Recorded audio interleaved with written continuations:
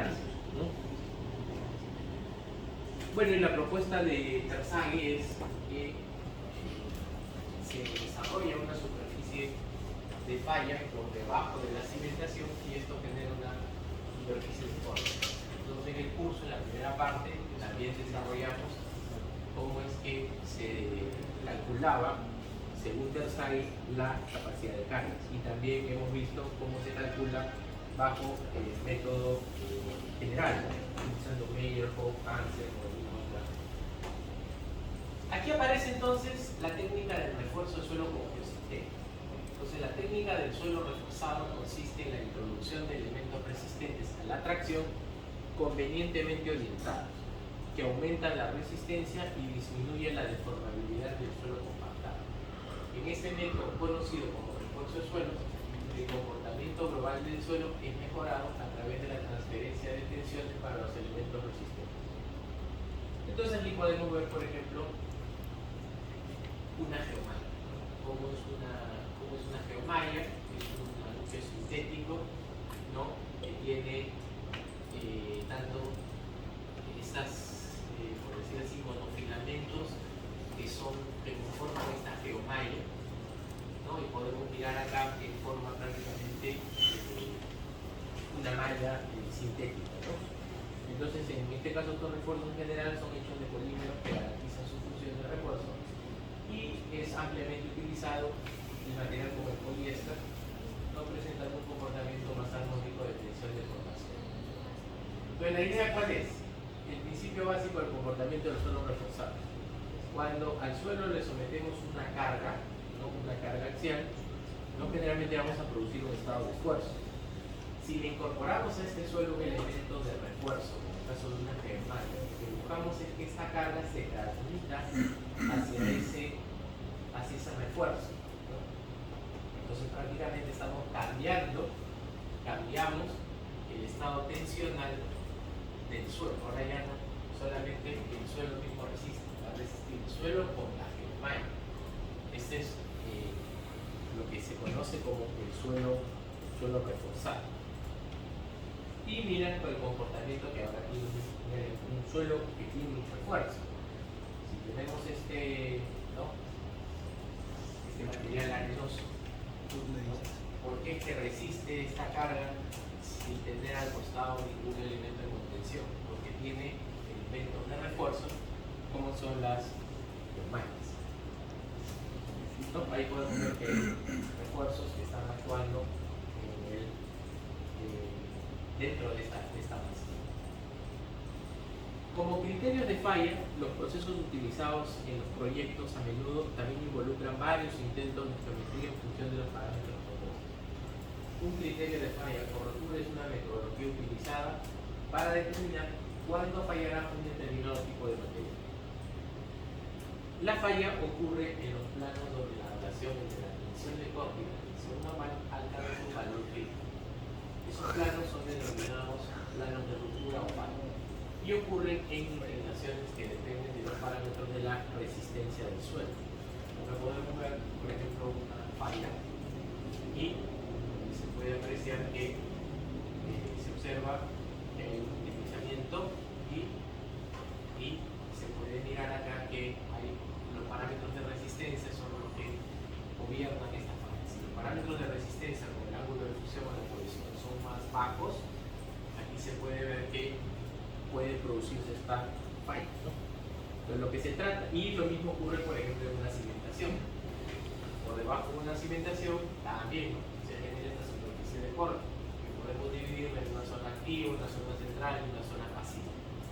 Entonces, cuando los parámetros geotécnicos del suelo no tienen mucha resistencia, esta superficie de corte se puede desarrollar.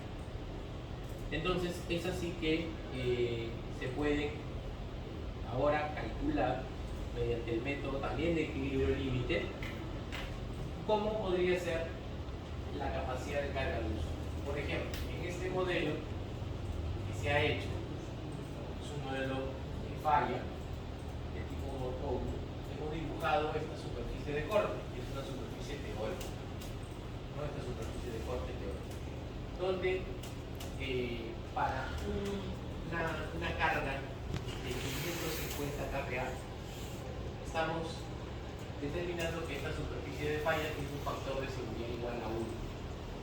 ¿Esto qué quiere decir? Que como estamos trabajando en esta superficie de falla es igual a 1, la capacidad de carga admisible aquí es 550. ¿No? Es un método ligado, por ejemplo, a la parte de estabilidad de taludes, ¿no? Por ejemplo, la estabilidad de taludes, ¿qué dice? O el método de equilibrio límite, mejor dicho, ¿qué dice?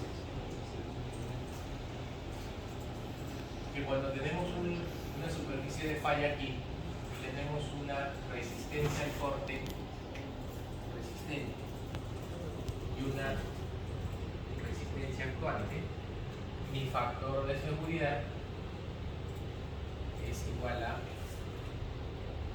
la tensión de corte resistente, ¿no? La tensión de corte resistente entre la tensión de corte actuante, ¿no? O sea, la fuerza resistente entre la fuerza actuante. Si esta fuerza resistente es igual, obviamente el factor es igual a 1. Si estos dos son iguales, el factor de seguridad es igual a 1. En una cimentación también puede pasar lo mismo. Si tenemos ahora, haciendo este modelo, una superficie de corte, ¿no? Si determinamos aquí que también este esfuerzo total que aparece aquí es igual a este esfuerzo admisible, producto de una carga que también está aplicada acá, ¿no? También podemos tener este criterio, que mi factor de seguridad sea la fuerza resistente entre la fuerza actuante. Entonces, si esto es igual a 1, podemos decir que está en una condición de equilibrio libre. Entonces, si aplicamos una carga tal que a la hora que determinemos esta superficie de ruptura y me dé un factor desigual igual a 1, quiere decir que esta carga sería la máxima admisible que puede soportar este suelo para que no falle. Y eso es lo que se está viendo. Entonces, esa carga que está aplicada acá vendría a ser como una capacidad de carga máxima admisible que este suelo pueda soportar para que no se genere esta superficie de falla. Ese es según el criterio de equilibrio libre. Ahora, pero ¿qué pasa si ahora le queremos aumentar la carga? Ya no que ese suelo resista 550 kilopascales, sino que ahora resista 830 kilopascales. Hemos aumentado la carga. Estamos aumentando la capacidad, queremos aumentar la capacidad que este terreno tenga para poder soportar una carga mayor. Entonces ahora, como estamos trabajando con 830, se ha calculado aquí colocando geomallas, ¿no? Geomallas que tienen una fuerza de tensión también, para que, igualando esto a un factor de seguridad igual a 1, ahora este terreno reforzado con geomallas me puede soportar una carga de hasta 830 kilopascales, ¿no? Entonces ese es un principio pues bastante simple de poder entender, ¿no? De cómo trabajaría el suelo y cómo las geomallas ayudan a incrementar la capacidad de carga. Bueno, también en este tema existen varios investigadores, métodos también para poder hacer los cálculos, ¿no? Inclusive ahora ya existen las simulaciones numéricas, pero los métodos de investigación que se destacan son estos: el método de Yeo, el método de Wayne, el método de Sarma y el método de Espinosa, ¿no? Donde también, bueno, se toma en cuenta este modelo, ¿no? Modelamiento donde tenemos la cimentación, el mismo lo vimos con la pizarra, tenemos que determinar una profundidad de refuerzo, un número de capas y también qué resistencia de ¿no?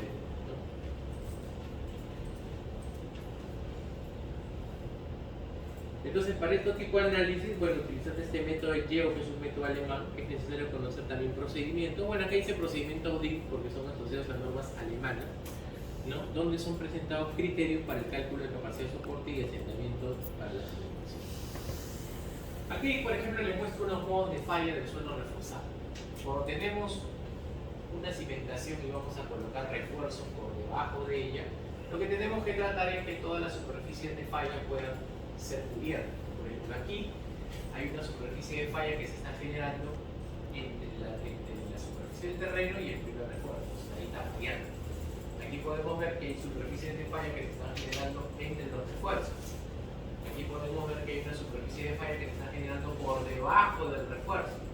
Entonces estos tres modos de falla, digamos que no son, digamos, no cubren, digamos, todas las posibilidades de que pueda fallar. Lo ideal sería que el reforzamiento tenga una adecuada profundidad, que el primer refuerzo con la superficie no genere posibilidad de que falle también entre esto, y más bien la superficie de corte pueda cubrir todo el refuerzo.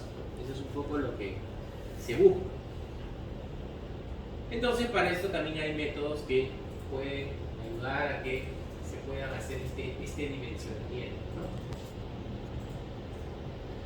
Y bueno, hay algunas recomendaciones aquí entre las relaciones típico que hay de medida. Una medida, ¿no?, que se puede apreciar acá, que es U, ¿no? Esta de acá es U, que tiene que ser mayor que 0.5 veces T, ¿no? Hay valores típicos que tienen que cumplir. Este es U. Después H, que vendría a ser la separación, también tiene que haber una relación H entre B, ¿no?, que tiene que ser utilizada para que estos modos de falla también aquí no se presenten. Entonces ya vimos cuáles son los modos de falla que se tienen que presentar y se tienen que calcular. Y bueno, acá también hay unas formulitas que uno puede ver en caso de una cimentación cuadrada o una cimentación corrida. Y miren aquí ya que es una adaptación de la fórmula de capacidad de carga habitual, pero acá ya le incorpora otros elementos, ¿no? Por ejemplo, como la resistencia a tensión del refuerzo, ¿no?, que es una propiedad que el mismo refuerzo tiene. Entonces, con estas fórmulas uno puede hacer el cálculo de la capacidad de carga última para una cimentación. Y aquí un ejemplo de cálculo simple. Tenemos una cimentación donde va a tener un material de relleno con estas características. Va a haber una carga distribuida de 150 kilopascales, o sea, 1.5 kilos por centímetro cuadrado para un ancho medio de 1 metro, y vamos a tener un suelo de fundación con estas características. Acá tenemos también el refuerzo, ¿no?, la resistencia a tracción. Para que este sistema funcione, tiene que desarrollar el refuerzo una tracción. Aquí. O sea, cuando se genera este movimiento, este suelo que va a querer moverse producto de esta carga, aquí tiene que generarse una resistencia a tracción. Este refuerzo tiene que ayudar a que esto no se movilice. Por eso es que la resistencia a tracción es una de las propiedades principales. También hay otras propiedades como la deformación, factores de reducción y finalmente resistencia a la tracción a largo plazo, que finalmente se diseña va a ser con este valor de acá. Y bueno, acá hay un ejemplo, ¿no?, de aplicación de cómo uno puede calcular para determinados números de capas, ¿no?, de los refuerzos que se le coloque, cuánto sería la capacidad de carga al mismo. Entonces, por ejemplo, acá tenemos otro ejemplo. Miren, en esta cimentación teníamos el caso de que la carga era 150 kPa para un factor de fluidez de 1.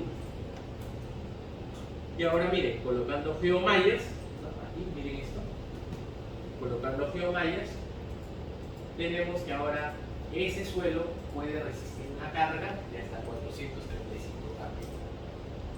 El refuerzo ayuda a incrementar la capacidad de carga de ese suelo. También podemos analizar el otro caso, qué pasa si el de abajo también puede fallar. Entonces también aquí podemos hacer este cálculo, ¿no?, asumiendo de que la superficie de corte se puede pasar por debajo de esto. Entonces acá, por ejemplo, tenemos dos cortes, ¿no? Este es bajo el método de SAT. cómo podemos calcular también el reforzamiento, ¿no? Inclusive han habido trabajos de tesis que también se han hecho. Aquí, por ejemplo, viene también el modo de falla por deformación, ¿no? Ustedes, por ejemplo, en el curso también vieron el cálculo de Schmermann, ¿no? No sé si se acuerdan el cálculo del asentamiento por Schmermann, ¿no? Ahí también hay que considerar el cálculo del asentamiento, ¿no? Y luego ver cómo la geomalla o el refuerzo puede tomar parte de ese asentamiento, ¿no? La idea es que el refuerzo siempre, producto de esta carga, bueno, va a tener una deformación, ¿no? O sea, de todas maneras, miren, cuando se le aplique una carga, el refuerzo va a sufrir una deformación, ¿no? Entonces, por ejemplo, si vemos este esquema, de todas maneras aquí, cuando se aplique esta carga, esta geomalla así se va a mover, va a tratar de moverse un poco, va a tener que, igual, ¿no? Moverse producto de un asentamiento que este terreno va a querer hacer. Entonces la geomalla va a querer traccionar, pero va a tener que también elongarse un poco. Para que la geomalla pueda desarrollar resistencia tiene que haber deformación. Entonces, el principio de un material, cuando entra en tensión, para que la tensión aumente, el material tiene que ir deformándose, ¿no? Aquí, por ejemplo, hay unos experimentos también. Estos son experimentos ya reales, ¿no? Para poder determinar la capacidad de carga. Acá hay experimentos para determinar la capacidad de carga con suelo complejo sintético. Y podemos ver que sí, bajo estos esquemas se aumenta la capacidad de carga. Y de todas maneras sí hay un efecto de una contribución del refuerzo mismo, ¿no? Acá, por ejemplo, vemos algunos casos, ¿no? Donde se hacen casos de reforzamiento. Bueno, primero para ver si vamos a aplicar una técnica de reforzamiento tenemos que ver la resistencia del suelo. Acá tenemos datos, por ejemplo, del ensayo CCPT, donde miren, se puede ver claramente que en este suelo los primeros estratos tienen valores N muy bajos. Entonces este suelo tiene una capacidad de carga muy baja. Entonces aquí podemos ver de que este suelo tenemos que mejorar, ¿no? Si vamos a aplicar una estructura arriba, una carga, prácticamente va a fallar. Entonces, la patología de las cimentaciones es un tratamiento sistemático de los efectos de la construcción, de sus causas y sus consecuencias y su remedio. Igualmente es un defecto, ¿no? Es una situación en la que uno o más elementos de una construcción no cumplen la función para la que han sido previstos, es la falla. Entonces es la finalización de la capacidad de un elemento que desempeña una función requerida. Una patología puede decir ya es un daño que se ha producido en una estructura, en una cimentación y que, bueno, hay que hacerle algún tipo de tratamiento. Generalmente en la patología de las cimentaciones, el concreto de los cimientos también debe resistir, por ejemplo, ataques de sulfatos que el terreno tiene, o también procedimientos de filtración, ¿no?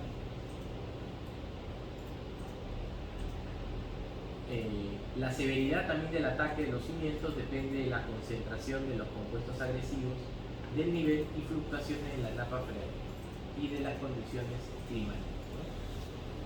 Por ejemplo, acá vemos, mira, tenemos estas patologías, ¿no? Que han habido ya un envejecimiento también. En algunos casos se puede reparar, en otras no, ¿no? Y algunas de las reparaciones también pueden resultar muy costosas, ¿no? Por ende, también debemos buscar un estado de compromiso entre una protección completa o una parcial. En cuanto a lo que son patologías de la cimentación,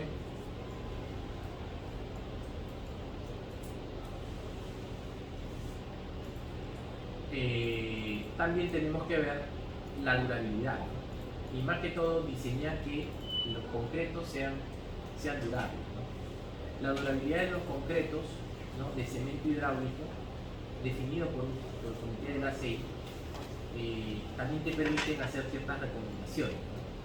Entonces, la idea es poder hacer concretos mucho más durables, ¿no? ¿Para qué? Para que no se generen estas patologías, ¿no? O estas fallas que pueden ocurrir aquí, o deterioros, por decir aquí, en el concreto, ¿no? O sea, cuando se cimienta algo de concreto sobre el suelo y el suelo tiene sulfato, tiene sales, ¿no? O puede filtrar agua, aquí es donde empiezan a existir las patologías, como el caso también de corrosión, ¿no?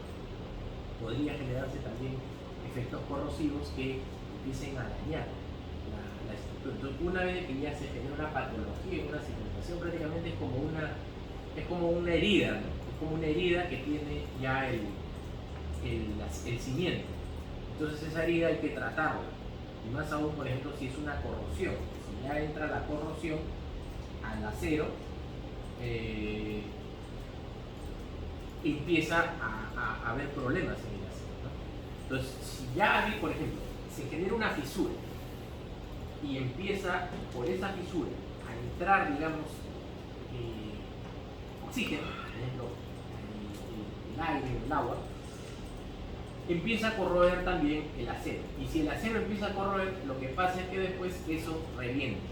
Y revienta ya todo el concreto. Entonces, el primer signo de la corrosión es la aparición de una capa gris o parda a lo largo del eje del acero de refuerzo antes que se forme la fisura. Y adicionalmente, las manifestaciones externas del proceso de tensión incluyen manchas, decoloración, agrietamiento, descascaramiento y astillamiento de la superficie de concreto y sección transversal de acero. La sección transversal de acero se reduce. Y ustedes saben que un elemento estructural, cuando el acero se reduce, también podría haber problemas de fallas estructurales, ¿no? En el caso de flexión o corte. En el caso de la corrosión, la magnitud y la velocidad de la corrosión del acero también influye o están influenciadas además por la presencia de cloro, por la presencia de oxígeno y también de humedad. O sea, siempre, por ejemplo, en cimientos, sobre todo cuando se detectan sales, cloruros en los suelos, siempre se tiene que hacer una protección. Entonces aquí, por ejemplo, para evitar alguna patología de una cimentación, permite calcular cuánto es la presión media producto de un efecto membrana. Aquí, por ejemplo, tenemos que usar datos como el módulo elástico del refuerzo, la deformación máxima que el refuerzo puede resistir y cuánto es el ángulo producido por efecto de la compactación. Yo les había comentado de que, ¿no?, cuando la carga, voy a explicar, bueno, ese es del estado último, aunque acá hay otra también consideración, que al momento que se viene compactando también el suelo, porque recuerden que este es un mejoramiento que hay que hacer, hay que reemplazar el material, ir colocando la geomalla e ir colocando suelo compactado. Cuando se vaya haciendo esa compactación, esa energía también va a producir de que el refuerzo también se vaya deformando, ¿no?, y genere un ángulo producto de la compactación. Entonces aquí, por ejemplo, bueno, en el ejemplo es 49 grados. Considerando la capacidad de carga del suelo de fundación, tenemos valores N muy bajos, por ejemplo SPT de 2. Entonces podemos predecir, ¿no?, estas son algunas correlaciones muy básicas, de que para un SPT de 2 la capacidad de carga está alrededor de 40 kPa. Esto con una fórmula siguiendo pues que el SPT multiplicado por 100 entre 5 me da una carga. Esto es una fórmula, digamos, una de las tantas que existen dentro de la más simple, ¿no?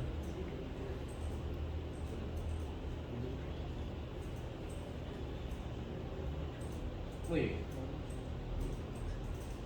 Entonces, aquí, por ejemplo, obteniendo el valor QG, que vendría a ser con ya el efecto membrana y colocándole estos datos de los refuerzos aquí en esta fórmula, vemos de que hay un incremento de carga de 121. Entonces quiere decir que ahora la capacidad de carga del suelo reforzado es el valor de carga que gana el suelo con el refuerzo más la capacidad de carga del mismo tamaño. Entonces ahora la capacidad de carga del suelo reforzado es 164. Esta es otra manera, por ejemplo, de cómo hacer un cálculo de capacidad de carga. Y bien, ahora para el tema de los mejoramientos, ¿no? Para el tema de los mejoramientos siempre hay que colocar material adecuado. No podemos colocar también materiales tan, como dice, dispersos como acá, la granulometría tendría que ser lo más uniforme posible. Y si vamos a colocar material granular, ¿no? Por ejemplo, que puede servir como material drenante, también tiene que ser lo suficientemente, la granulometría tiene que ser también adecuada. Y miren, luego de hacer este reforzamiento, uno puede colocar las geomallas, ¿no? Y ahí levantar el muro, ¿no? O levantar cualquier estructura. También hay otras técnicas de mejoramiento que son un poco más artesanales. Por ejemplo, en la selva se utilizan pilotes, muchas veces de madera. Otra función que tiene la geomalla o el merlado geosintético es la de separación, ¿no? En pavimentos, por ejemplo, cuando tenemos una capa granular de base y una capa de suelo blando, la idea es evitar de que esta capa también pierda tino. Entonces, este geosintético acá provee esta garantía, ¿no? Y bueno, hay geosintéticos que también ayudan a que cuando se vaya a colocar, ¿no?, el material, esta geomalla también sirva como una función estabilizante. Esto generalmente es en suelo muy blando. Cuando tenemos un suelo muy blando aquí, por ejemplo, donde no podemos entrar con un equipo, podemos colocar geomallas, colocar un relleno y permitir que el equipo también ingrese. Estas son algunas estabilizaciones temporales que también se pueden hacer, sobre todo para que los equipos tengan mejor estabilidad. O también hacer proyectos de reforzamiento de cimentaciones ya de tanque, ¿no? Aquí también hay unos casos donde se han reforzado, por ejemplo, toda una cimentación, ¿no?, como se aprecia ahí en la figura, donde se colocan acá geomallas, ¿no?, y finalmente se hace el cálculo para que calcular cuántos son el número de refuerzos que se debe colocar, ¿no?, y finalmente poder cimentar una estructura. Los niveles de carga deben ser compatibles con los soportables por el suelo de fundación, tanto en servicio cuanto por cargas únicas. En caso de no haber compatibilidad en cargas por el suelo de fundación, los refuerzos geosintéticos ingresan en el cálculo como aporte en la capacidad de soporte para la cimentación. Los refuerzos deben presentar cierto nivel de deformación para movilizar la resistencia de tracción y posterior reacción vertical y aporte.